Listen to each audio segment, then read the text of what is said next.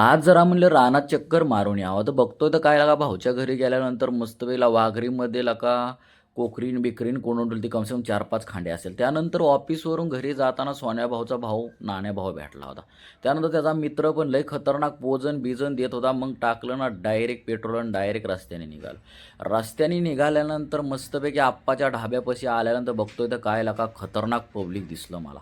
एवढं पब्लिक दिसल्यानंतर बघावं म्हटलं जरा आतमध्ये जाऊन चक्कर बिक्कर मारून यावं. गेलो ना मग आतमध्ये चक्कर मारण्यासाठी.